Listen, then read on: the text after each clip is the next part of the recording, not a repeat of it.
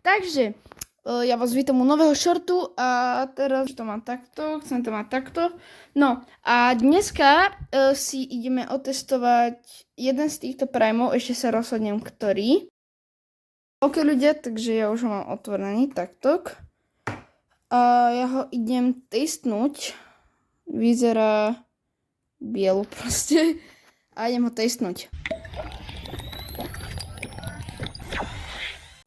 Ľudia, je to mega scam. Chutí mi, ale je to mega scam, pretože chutí ako tamten, blížim, jak ten zelený tam.